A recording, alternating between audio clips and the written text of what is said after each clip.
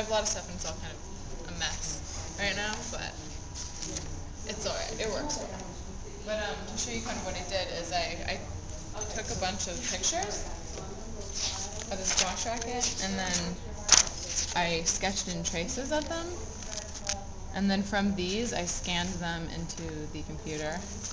And then in Photoshop, I took pieces of them to make up these, the larger pictures which are on the table, to kind of get angles. And then for my second project, I then took the strings of a squash racket. Because every squash racket, you always have your strings that you need to re-rack. And so from there, I then took the designs within that you can find within the strings. Oh. So like, let's say, like, I first was thinking like impact points, like where it would hit, and then I just kind of got creative of what kind of designs you can find within like the squares. Yeah. And so I sketched more of those, and then I made my second assignment, or my second project. We're using color, and so I took one of my favorite ones, which was this one, of my sketched swatch of my designs from the strings of the squash racket, and I made these in 4 colors. Then there's this one, which I made a 2-page.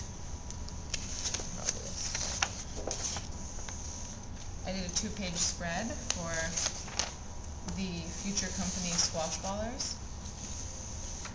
which is coming out. And so here you have, like, if this a 2-page spread for a magazine for this company, Squash Ballers, and you have haikus that relate to squash. What are haikus? It is a poem, and I made the haiku poem relate to squash. So, and they're all either training of things you're supposed to do while you're playing on the court, or actually about the racket. So like this one we have, shapes are a racket, the 4-sided polygons curve to make a form. Oh. And then this one you have like leading with the butt, cock the wrist like no other, and see the ball and drive. Wow. And then, those are beautiful. Like think, this is one of my favorites. Think. A triangle, imagine a quadrangle, turn to play a boast.